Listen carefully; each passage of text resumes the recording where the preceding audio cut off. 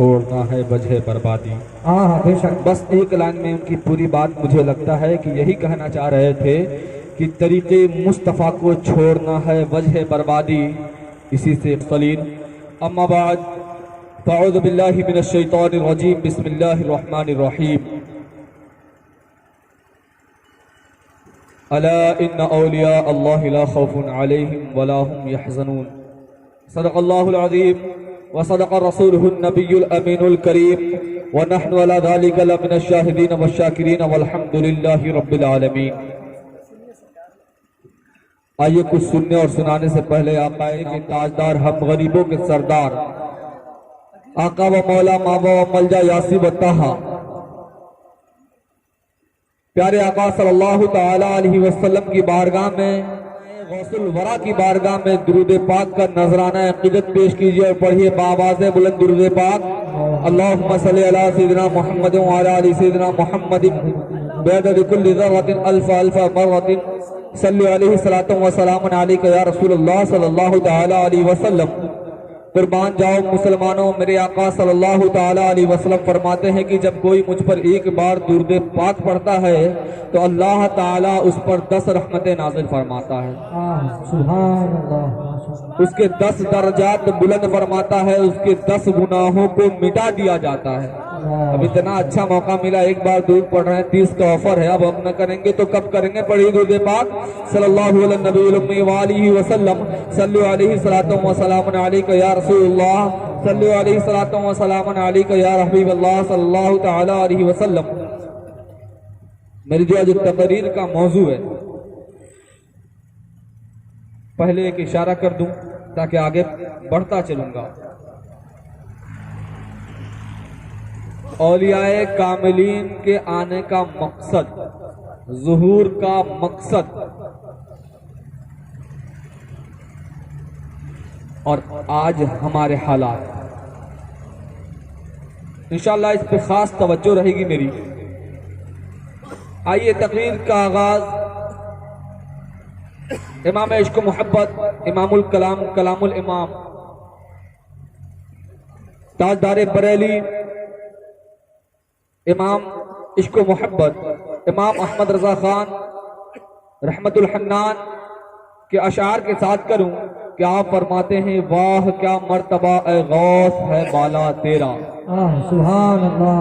کہہ دیے مطلب کہ سبحان اللہ، سبحان اللہ. واہ کیا مرتبہ اے غوث ہے بالا تیرا، اونچے اونچوں کے سروں سے قدم آلا تیرا. سبحان اللہ. بے شک. اونچے اونچوں، اونچے اونچوں، اونچے نہیں، اونچے اونچوں سے، اونچے اونچوں کے سروں سے قدم آلا تیرا. بے شک. اور غوث اعظم کی سر کی بات کرتے ہو.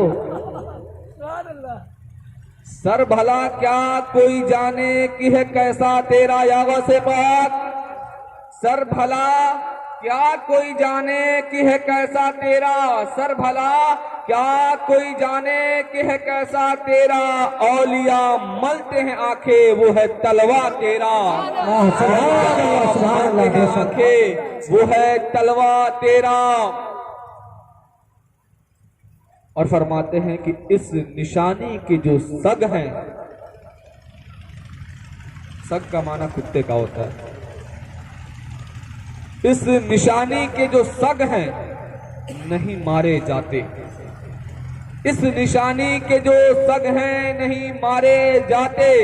حشر تک میرے گلے میں رہے پٹا تیرا، حشر میں میرے گلے میں رہے پٹا تیرا. اب کوئی سوچے کہ یار کتا، تو جناب والا وہ پاک کتے کی بات ہو رہی ہے جس کے بارے میں کہا سنو ایسا نہیں کہ میں نے غوث کا کتا خود کو کہہ دیا، تو ایسا مت سوچنا کہ جو آیا مارا، جو چاہیا ڈھکیلا بھگایا اور چلتا بنا. نہیں، غوث کا کتا کیسا ہوتا ہے سنو. کہتے ہیں کہ وہ کیا دبے یا غوث الورا، وہ کیا دبے جس پہ حمایت کا ہو پنجہ تیرا. ایک واقعے کو سمیٹ دیا ہے, کہا وہ کیا دبے جس پہ حمایت کا ہو پنجہ تیرا, شیر کو خطرے میں نہیں لاتا کتا تیرا, بے شک شیر سبحان کو اللہ, سبحان خطرے اللہ. میں نہیں لاتا کتا تیرا. یہ اور آگے بڑھتے ہیں, اور یہ غوث اعظم, کون غوث اعظم؟ وہ غوث اعظم کے جب منبر پہ کھڑے ہو جائیں اور کھڑے ہو کر کہیں ھذا القدم رقبتی علی کل ولی اللہ, یعنی یہ قدم تمام اولیاء کرام کے بارے میں فرمائے کہ ان کے گردنوں پر ہے. تو اجمیر سے, ہندوستان کی سرزمین سے, ہندوستان کی زمین سے خواجہ ہند پکاریں, خواجہ معین الدین چشتی آواز دے اور کہیں کہ یا غوث اعظم, یا پیران پیر, میرے کندھے ہی پر نہیں بلکہ آپ کا قدم مبارک تو میرے سر پر بھی ہے. وہ غوث اعظم, سبحان اللہ, سبحان اللہ. اور غوث اعظم کہ جب پیدا ہوں, وہ غوث اعظم کہ جب آپ کے شہر میں چاند کے بارے میں کنفیوژن پیدا ہو جائے, چاند کے بارے میں کنفیوژن ہو جائے کہ جناب والا چاند جو نکلا ہے شعبان کے چاند کے بارے میں. یہ واقعہ ہے کہ ایک دفعہ بغداد, ایک دفعہ معاملہ یوں ہوا کہ غوث اعظم رضی اللہ تعالی عنہ کی والدہ کی بارگاہ میں پہنچے لوگ اور کہا کہ سمجھ میں نہیں آ رہا یہ چاند جو ہوا ہے یا نہیں. یعنی کہ 30 تاریخ جو ہوتا کیا ہے کہ شعبان کی 29 کے بعد شام کو چاند نکل گئی, چاند نکلا. اب چاند نکل گیا تو گویا اگلے دن ایک رمضان, اور چاند نہیں نکلا تو 30 تاریخ. لوگ کنفیوژن میں ہیں, پریشان ہو رہے ہیں, کہتے ہیں سمجھ میں نہیں آ رہا کہ معاملہ کیا ہے, چاند نکلا کہ نہیں نکلا, کنفرم نہیں ہو پا رہے ہیں, پریشان ہیں. جب آپ کی والدہ سنتی ہیں تو فرماتی ہیں, کہتی ہیں کہ جا کے بتا دو چاند ہو گیا ہے, روزہ رکھ لیا جائے. سارے لوگ دریافت کرتے ہیں آخر آپ کیسے کہہ رہی ہیں کہ روزہ رکھ لیا جائے, اس کے بارے میں آپ نے تحقیق کیسے کی؟ آپ فرماتی ہیں کہ سنو, جس وقت غوث اعظم پیدا ہوئے تھے وہ چاند کی پہلی تاریخ تھی. جب پچھلے سال پیدا ہوئے تھے غوث اعظم تو آپ نے جبکہ سحری کا وقت ہوتا تھا, جبکہ مغرب کے بعد سے لے کر کے سحری کے وقت تک تو آپ دودھ پیتے, لیکن جیسے ہی سحری کا وقت ختم ہوتا, جیسے ہی روزے کا وقت شروع ہوتا, غروب آفتاب تک, یعنی کہ جب تک کہ مغرب کا وقت نہ ہو جاتا, روزہ کھولنے کا وقت نہ ہو جاتا, تب تک آپ دودھ نہیں پیا کرتے. اور اس سال یہ معاملہ ہو گیا ہے کہ جب سے کل کے ہی روز آج یہ معاملہ ہو گیا ہے کہ غوث اعظم نے, میرے بیٹے نے, عبد القادر نے آج دودھ نہیں پیا, گویا کہ چاند ہو گیا ہے. سبحان اللہ, سبحان اللہ. یہ غوث اعظم کی شان چلتے, یہ بھی سنتے چلیے غوث اعظم کی شان کیا ہے. پہلے واقعات کی طرف روشنی ڈالتے ہوئے میں آگے بڑھتا چلوں گا. غوث اعظم کی شان یہ ہے کہ ایک دفعہ کی بات ہے کہ آپ کی والدہ محترمہ باغیچے میں تشریف لے گئی. بہت غور کیجیے گا, یہ اس واقعے کو غور کیجیے اور اپنے ذہن میں بسا لیجیے. یہ شان غوث اعظم کی ابھی سنا آپ نے کہ پیدا ہوتے روزہ رکھ رہے ہیں, حالانکہ فرض نہیں ہے. کیوں؟ بہرحال آگے بڑھتے ہیں. پہلے غوث اعظم رضی اللہ تعالی عنہ کی والدہ محترمہ ہیں, امی جان ہیں, اور آپ باغیچے میں گئی اور انگور توڑنے کی کوشش کرتی ہیں. یہ واقعہ تب کا ہے جبکہ غوث اعظم اپنی والدہ کے پیٹ میں. تو ایک دفعہ غوث اعظم بیٹھے ہوئے ہیں, والدہ بیٹھی ہوئی ہیں, بات ہو رہی ہے. بات پہ امی جان سے کہتے ہیں کہ امی جان میں نے آپ پر احسان کیا ہے. غوث اعظم احسان, بچہ کہے کہ ماں آپ پر ہم نے احسان کیا تو سوچنے والی بات ہے. عمر تقریباً 5 سال ہے. 5 سال کا بچہ اپنی ماں سے کہے یا اپنے باپ سے کہے کہ ہم نے آپ پر احسان کیا تو سوچنے پہ ذہن مجبور ہو جائے گا کہ اس بچے نے کیا احسان کیا.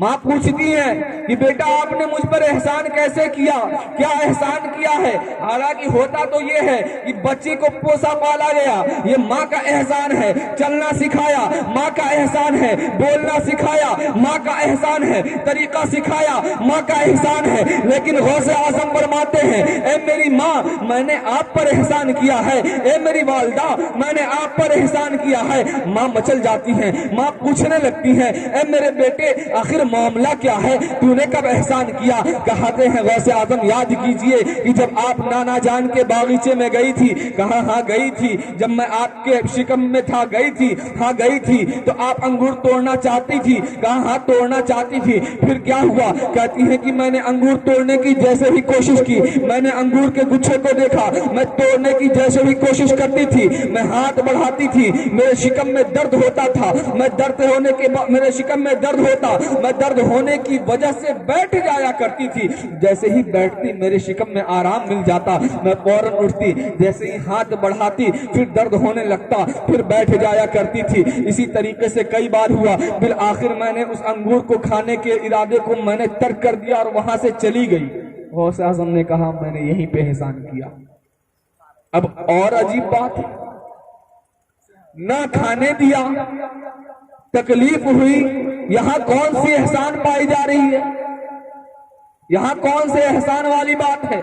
वालिदा पूछती है आखिर यहां कौन से एहसान की बात है। कहती हैं अम्मी जान सुनिए, जो मैं देख रहा था वो आप नहीं देख रही थी। अम्मी जान, आप जिस गुच्छे की तरफ हाथ बढ़ा रही थी वहां जहरीला बिच्छू बैठा हुआ था। अगर आप हाथ लगाती तो मुमकिन था कि वो जहरीला बिच्छू आपको डंक मारता और आपको तकलीफ होती। लिहाजा जब आप हाथ बढ़ाया करती थी, ए मेरी अम्मी जान, मैं आपको उस तकलीफ से बचाने के चलते आपके शिकम में बैठकर आपको तकलीफ पहुंचाता था ताकि आपका हाथ वहां तक न पहुंचे।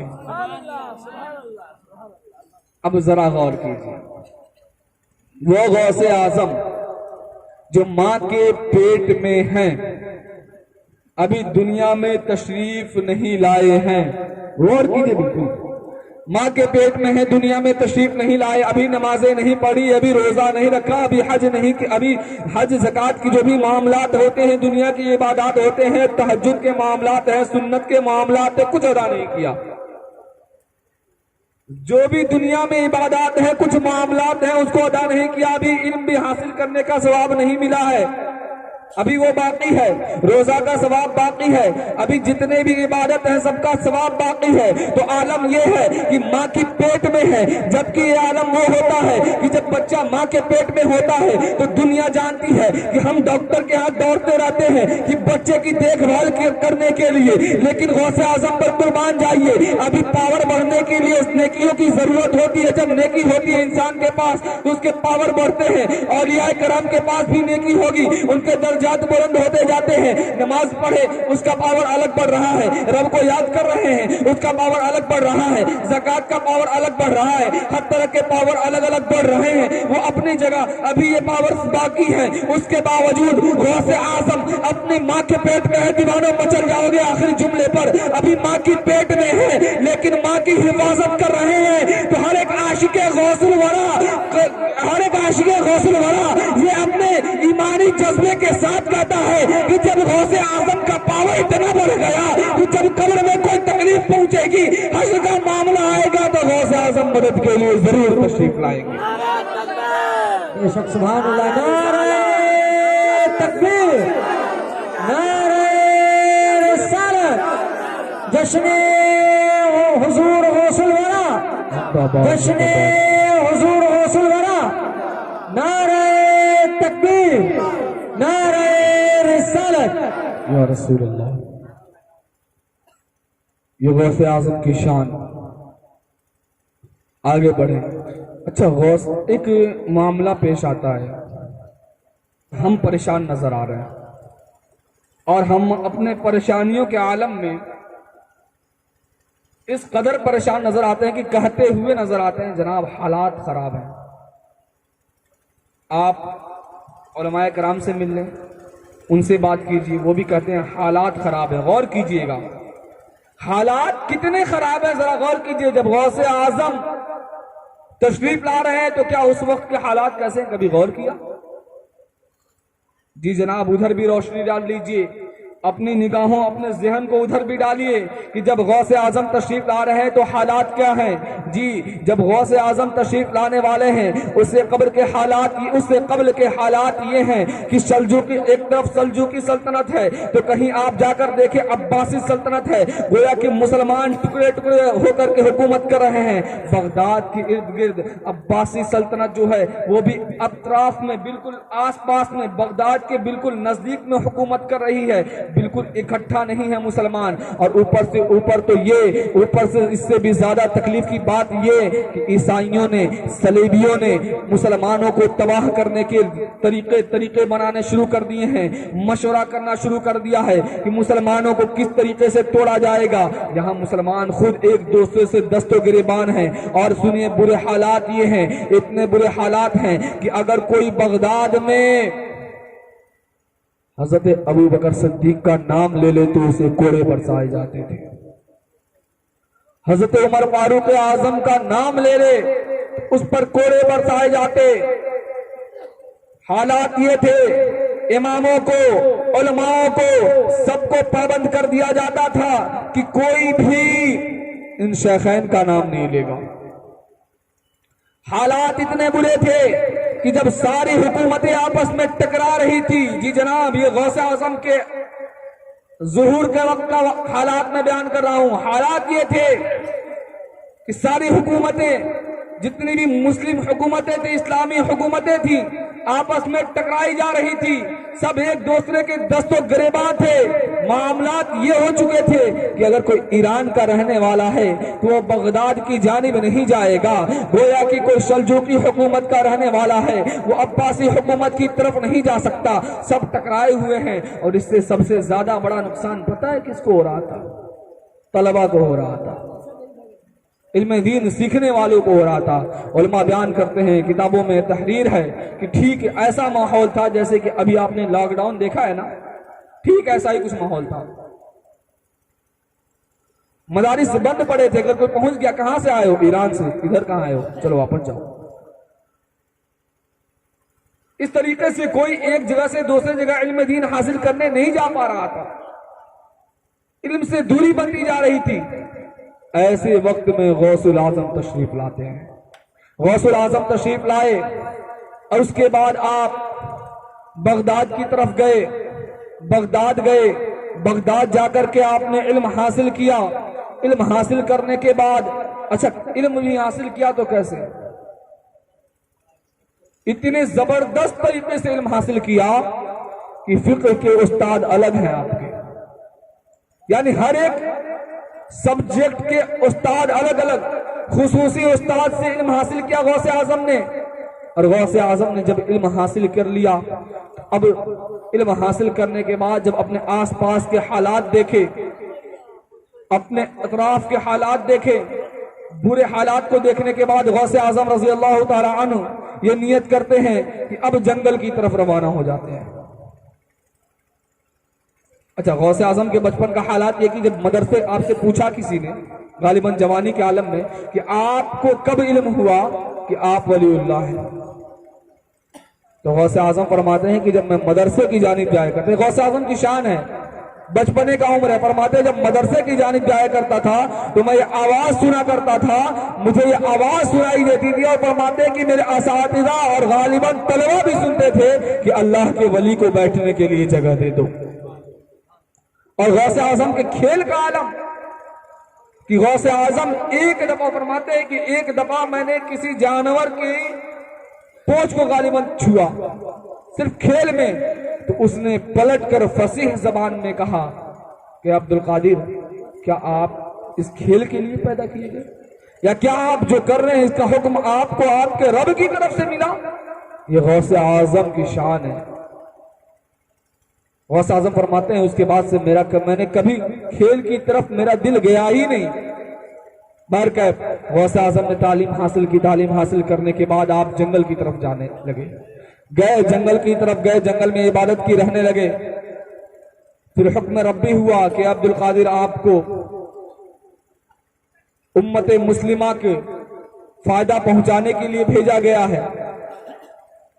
اس بات سے وہ علماء کرام اور وہ حضرات جن کے پاس علم ہے ذہن نشی کر لیں کہ آپ کے پاس جو علم ہے، آپ نے جو علم حاصل کیا ہے، صرف آپ کو فائدہ کرنے کے لیے نہیں ہے، صرف خود کے فائدے کے لیے نہیں ہے، بلکہ وہ امانت ہے، آپ کو دوسروں تک پہنچانا ہے۔ بہرکیف غوث اعظم کو یہ حکم ہوا کہ آپ پھر سے جائیں، آپ جائیں اور جا کر کے پیارے نبی کی امت کو صحیح راہ دکھائیں۔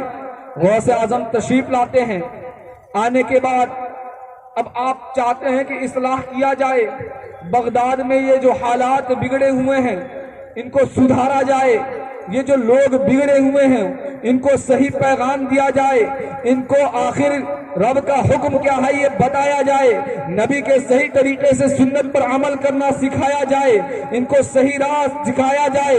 یہ عالم ہے، غوث اعظم پریشان ہیں کہ آخر ان کی اصلاح کیسے کی جائے۔ اصلاح کرنے کے لیے جیسا کہ ابھی آپ نے تقریر میں سنا، ضروری ہے کہ وہاں کی زبان آئے۔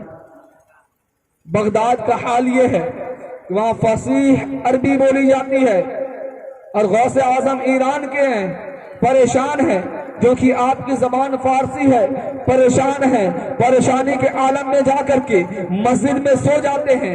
جیسے ہی پریشانی میں سوچتے سوچتے آنکھ لگتی ہے، آنکھ لگتی ہے تو کیا دیکھتے ہیں، کیا دیکھ رہے ہیں کہ پیارے آقا صلی اللہ تعالی علیہ وسلم تشریف لائے ہیں، پیارے آقا کا دیدار ہو رہا ہے، پیارے آقا دو عالم صلی اللہ علیہ وسلم تشریف لائے ہیں، اور آ کر کہتے ہیں اے میرے بیٹے پریشان کیوں ہیں، آخر پریشانی کی وجہ کیا ہے، آخر کیا وجہ ہے کہ پریشان ہے۔ غوث اعظم فرماتے ہیں کہ یا رسول اللہ، اے نانا جان، میری پریشانی یہ ہے کہ میں یہاں تو اصلاح کرنا چاہتا ہوں، میں چاہتا ہوں کہ یہاں آپ کا پیغام پہنچایا جائے، لیکن یہاں سب فصیح عربی بولنے والے ہیں، میری زبان فارسی ہے، آخر میں کیسے ان کو سمجھاؤں گا۔ میرے آقا فرماتے ہیں، غوث اعظم کا فرماتے ہیں کہ پیارے نانا جان نے فرمایا منہ کھولو، میں نے منہ کو کھولا، نانا جان میرے منہ میں لعاب دہن ڈالتے ہیں، ایک دفعہ ڈالا، پھر سے دوسری دفعہ ڈالا، تیسری دفعہ ڈالا، اللہ اللہ 4 دفعہ ڈالا، 5 دفعہ ڈالا، 6 دفعہ ڈالا، 7 دفعہ ڈالا۔ پیارے غوث اعظم فرماتے ہیں کہ 7 دفعہ ڈالا، اس کے بعد فرماتے ہیں کہ اب جا کر کے بیان کر دے، اب جا کر کے تقریریں کر، اب جا کر کے واعظ و نصیحت کر۔ فرماتے ہیں اس کے فوراً بعد کیا دیکھتے ہیں کہ میرے بابا جان حضرت علی المرتضیٰ تشریف لا رہے ہیں۔ حضرت علی المرتضیٰ آئے اور آ کر کہتے ہیں کہ اپنے منہ کو کھولو۔ حضرت غوث اعظم فرماتے ہیں میں نے منہ کو کھولا، جیسے ہی منہ کھولا حضرت علی المرتضیٰ میرے منہ میں لعاب دہن ڈال رہے ہیں، 1 دفعہ ڈالا، 2 دفعہ ڈالا، 3 4 5 6 دفعہ ڈالا، رک گئے۔ جب رک گئے تو غوث اعظم کہتے ہیں میں نے پوچھا کہ آخر کیا وجہ ہے، نانا جان نے تو 7 دفعہ میرے منہ میں لعاب دہن ڈالا تھا، تو مچل جاؤ۔ حضرت علی المرتضیٰ کہتے ہیں وہ تو امام الانبیاء ہیں، وہ تو سید الانبیاء ہیں، میں ان کا مقابلہ نہیں کر سکتا۔ اللہ اکبر یا رسول اللہ۔ غوث اعظم فرماتے ہیں میں اٹھا اور اٹھنے کے بعد لوگوں کو بلانا شروع کیا کہ واعظ و نصیحت کیا جائے۔ فرماتے ہیں کہ میں نے جب بلانا شروع کیا تو اس قدر بھیڑ آنے لگی کہ در جوق تعداد کے تعداد لوگ ادھر سے بھی آ رہے ہیں، ادھر سے بھی آ رہے ہیں، سامنے سے بھی آ رہے ہیں۔ جب میں غفیر ہو گیا ہے، بہت ہی بڑا مجمع جمع ہو گیا ہے، آپ نے بیان کرنا شروع کیا۔ غوث اعظم نے بیان کیا اور ایسا بیان کیا، ایسی تقریر کی حالات میں نے پہلے بتا دیا کہ حالات ایسے تھے کہ لوگ علماء ڈرے ہوئے تھے، کوڑے برسائے جاتے تھے حق بولنے پر، لیکن جب غوث اعظم نے بیان کیا تو ایسا بیان کیا کہ لوگ رو پڑے، اپنے کپڑوں کو پھاڑنے لگے، اور یہ وہی جگہ تھی جہاں سے غوث اعظم کا شہرت کا ڈنکا بجنے لگا۔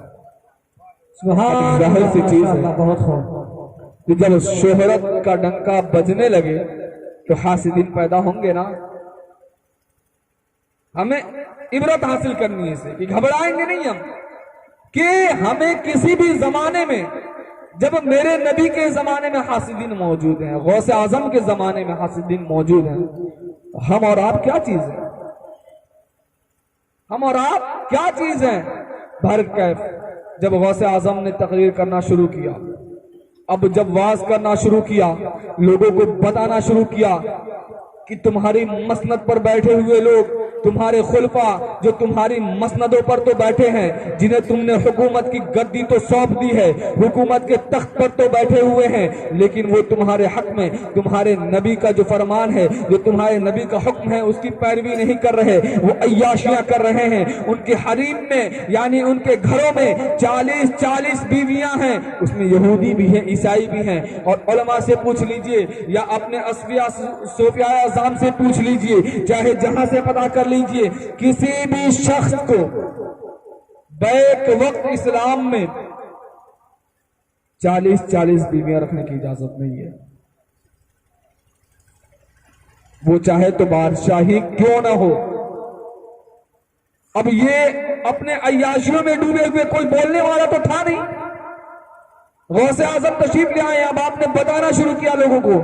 جب لوگوں کو بتانا شروع کیا، اب بتایا کرتے ایک بیان آتا، میں نے کہا تھا نا، اس قدر بھیڑ جمع ہونے لگی تھی، دھیرے دھیرے غوث اعظم کے چاہنے والے اتنے ہو گئے کہ جب حاسدین کو پتا چلا تب حاسدین جمع ہونا شروع کیے۔ کچھ تو علماء کی لسٹ میں سے نکل کر آئے، علماء اکٹھے ہوئے اور گروہ علماء نے یہ پلان کیا کہ چلو غوث اعظم کے پاس چلتے ہیں، عبد القادر کے پاس چلتے ہیں، یہ تو عجمی ہے، یہ عربی میں بول رہا ہے، عربی بیان کر رہا ہے، فصیح عربی بول رہا ہے، سب سے بہترین بول رہا ہے، اس کے مقابلے میں کوئی ہے ہی نہیں۔ جو حق کا کام ہمیں کرنا تھا وہ یہ کر رہا ہے، عجم سے آیا ہوا ہمارے شہر میں آ کر عربی بول جا رہا ہے، سمجھاتا چلا جا رہا ہے، لوگوں کے دلوں پہ قبضہ کرتا چلا جا رہا ہے۔ اب پہنچے غالباً ایک گروہ علماء پہنچے اور انہوں نے تفسیر، چونکہ غوث اعظم تفسیر قرآن بیان کیا کرتے تھے، غوث اعظم تفسیر میں، اب انشاءاللہ تعالیٰ 10-15 منٹ میں آپ کو اپنی باتوں کو مکمل کروں گا۔ غوث اعظم تفسیر قرآن بیان کیا کرتے تھے، تو غوث اعظم رضی اللہ تعالی عنہ تفسیر قرآن بیان کر رہے تھے، بیان کرتے چلے گئے۔ علماء نے پہلے سے لسٹ بنا لی تھی کہ بھائی غوث اعظم کتنی تفسیر بیان کریں گے، 1 کریں گے، 2 کریں گے، 3 کریں گے، 4 کریں گے، 5 کریں گے۔ انہوں نے ایک لسٹ بنا لی تھی، کئی طریقے سے ایک ہی آیت کی کئی تفسیریں اکٹھا کر لی تھی۔ اب پہنچے غوث اعظم بیان فرما رہے ہیں، اب سب نے سوچا چلو اب سنا جائے۔ غوث اعظم نے بیان کرنا شروع کیا، آیت پڑھی، اس کی ایک تفسیر بیان کر دی، آیت پڑھی، اسی آیت کی پھر دوسری تفسیر بیان کر دی، تیسری بیان کر دی، چوتھی بیان کر دی۔ سب اپنی لسٹ دیکھ رہے ہیں، اچھا صحیح چل رہا ہے، 5ویں بیان کر دی، 6ٹھی بھی بیان کر دی۔ علماء اپنی لسٹ دیکھ رہے ہیں، صحیح چل رہا ہے، 7 بیان کی، 8 9 10 11 12 13، تقریباً 13 مکمل ہو گئے۔ اس کے بعد 13 ہی پر نہیں اترے، 14 15 16 17 تقریباً تاریخ میں آتا ہے غوث اعظم نے ایک آیت مبارکہ کی 40 تفسیریں بیان کر دی۔ اور جب تفسیر بیان کر دی، واز مکمل ہو گیا، جب اٹھے اس گروہ علماء کو پکارا اور پکار کر کے کہا کہ جو سیریل نمبر لے کر آئے تھے 13 تک صحیح تھا نا؟ غوث اعظم فرماتے ہیں کہ جو سیریل نمبر 13 تفسیر لے کر آئے تھے، چونکہ علماء نے جو لسٹ بنائی تھی نا وہ 13 تفسیر لکھ کر آئے تھے کہ اب غوث اعظم پھنس جائیں گے، لیکن آپ فرماتے ہیں کہ جو لسٹ لے کر آئے تھے وہ صحیح تھی نا؟ تو سب نے کہا، وہاں پر آ کر کے سب نے کہا، پہلے تو معافی مانگی کہ ہمارے اندر ہم سے غلطی ہو گئی تھی کہ ہم آپ کی بارگاہ میں گستاخی ہو گئی، معافی طلب کی، اور کہا حضرت ہم نے تو 13 کی لسٹ بنائی تھی، آپ نے تو 40 کی 40 تفسیریں بیان کر دی ہے، ڈبل نہیں ٹرپل نہیں، پار کر گئے۔ اور ایک دفعہ ہی نہیں، ایسا ہی نہیں ہوا، بلکہ ایک دفعہ اور کا معاملہ بیان کرتا چلو۔ غوث اعظم رضی اللہ تعالی عنہ بیان فرما رہے ہیں، غوث اعظم بیان کر رہے ہیں، ممبر لگا ہوا ہے، محسوس کیجیے اس وقت کو، غوث اعظم بیان کر رہے ہیں، ممبر لگا ہوا ہے، آپ بیان کر رہے ہیں، بیان کے درمیان پھر سے علماء کا گروہ پہنچا ہے، تقریباً 40 علماء موجود ہیں، اور علماء نے کیا کیا ہے، سوالات کے لسٹ تیار کیے ہیں، اور ایسے ایسے سوالات اپنی طرف سے تیار کیے ہیں کہ آج تو عبد القادر کو پھنسا کے دم لیں گے، آج عبد القادر پھنسیں گے ضرور، آج جواب نہیں دے پائیں گے۔ پہنچے، چونکہ غوث اعظم کا معاملہ کیا تھا کہ بیان کے بعد جو ہے کہتے تھے کسی کچھ پوچھنا ہے، کسی کچھ نہیں سمجھ میں آیا، یہ معاملہ چھوٹ دیا کرتے غوث اعظم۔ تو اب سوچے سب پھنسیں گے آج کے سوال میں، لیکن معاملہ بڑا الٹا ہو گیا۔ کیا ہوا؟ غوث اعظم بیان کیے جا رہے ہیں، بیان کیے جا رہے ہیں، واعظ و نصیحت کیے جا رہے ہیں، واعظ و نصیحت ختم ہوئی، اس کے بعد کہتے ہیں آج سوال نہیں ہوگا۔ فرماتے آج سوال نہیں ہوگا، سوال نہیں بلکہ آ جاؤ، ہو گیا معاملہ ختم، مسافہ کرو، جاؤ۔ اب سب پریشان ہے کہ اتنا زبردست سوال بنا کر لائے تھے، کیسے سوال ہوگا؟ بہرحال سب آئے، آنے کے بعد غوث اعظم کے بارگاہ میں جب پہنچے، قریب پہنچے، تو غوث اعظم رضی اللہ تعالیٰ عنہ انہیں اپنے سینے سے لگاتے ہیں اور کہتے ہیں اس سوال کا یہ جواب ہے نا؟ پھر بلایا، اس سوال کا یہ جواب ہے نا؟ بس گلے لگا رہے ہیں، جواب دے رہے ہیں، بولتے ہیں اس سوال یہی تھا نا تمہارا، جواب یہ ہے نا؟ مطلب یہ کہ سوال پوچھا نہیں گیا، غوث اعظم گلے سے لگاتے ہیں اور جواب دیتے جا رہے ہیں، گویا بتا رہے ہیں کہ ارے علماء کرام، اگر آپ سوال کریں اور جب جواب دے تو اس میں عبد القادر کی کیا قابلیت ہے؟ قابلیت تو تب ہے کہ جب سوال کیا نہیں جائے اور جواب مل جائے۔ نعرہ تکبیر، نعرہ رسالت، نعرہ رسالت، جشن حضور غوث الورا، جشن حضور غوث الورا، نعرہ تکبیر، نعرہ رسالت۔ یہ غوث اعظم کی شان۔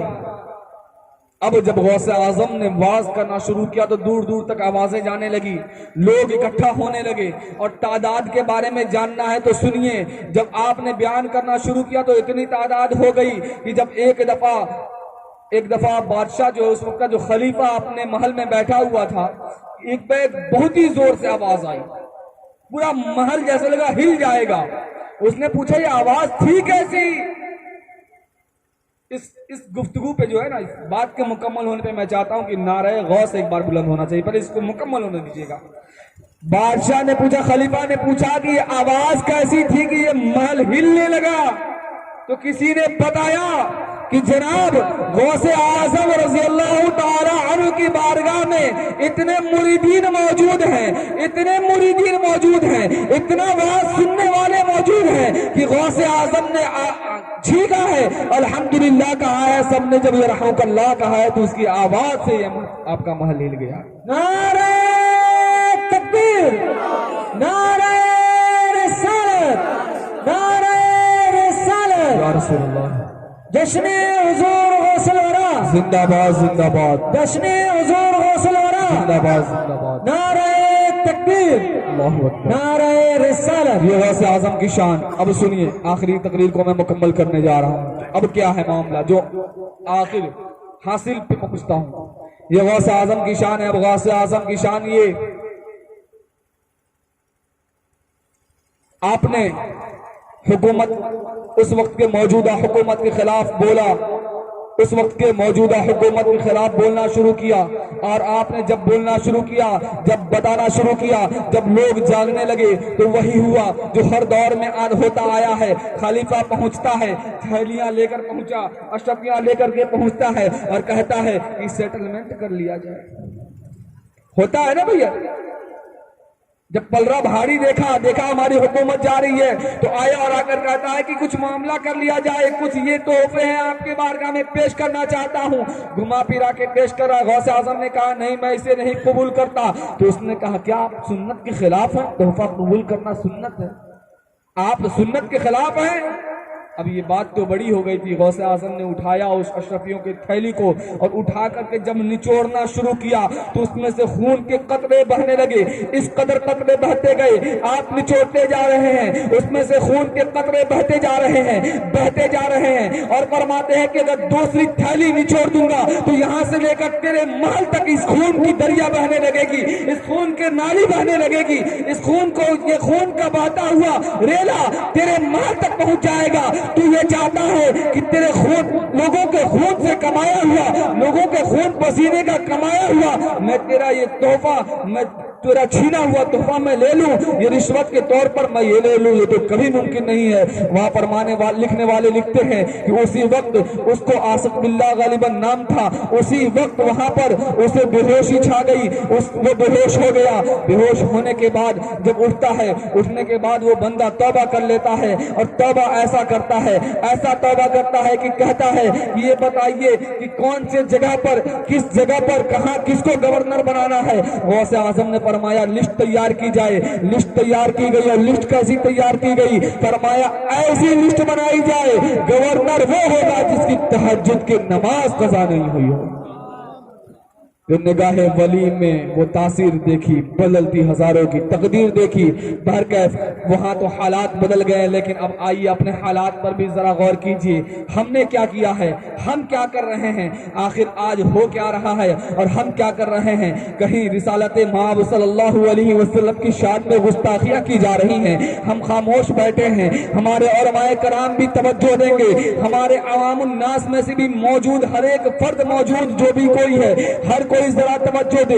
आखिर हम क्या कर रहे हैं। गौसे आजम के नाम पर हम तो जानो दिल को कुर्बान करने वाले का दावा करते हैं, लेकिन जरा गौर कीजिए कि हमारा दावा कहां तक हकीकत में तब्दील होता हुआ नजर आ रहा है। जरा सोचिए, कल बरोज़े क़यामत, जबकि क़यामत का मंजर होगा, जब कल बरोज़े क़यामत गौसे आजम तशरीफ लाए होंगे और वहां पर कह रहे होंगे कि सुनो सुनो, जबकि मेरे नबी की शान में गुस्ताखियां की जाती थी, मेरे नबी की शान में गुस्ताखियां की जा रही थी, मेरे नबी की शान में जब उंगलियां उठाई जा रही थी, तुम्हारी ज़बानें खामोश क्यों थी है? आखिर क्या वजह थी कि तुम खामोश बैठे थे? क्या तुम्हें याद नहीं? सुनो एक वाक़े को सुनते चलो, गौसे आजम सुनते चलिए। गौसे आजम का ही वाक़या है। गौसे आजम की बारगाह में, गौसे आजम की बारगाह में किसी ने आकर के कहा कि रसूल पाक कई जगह कैसे हाजिर हो सकते हैं।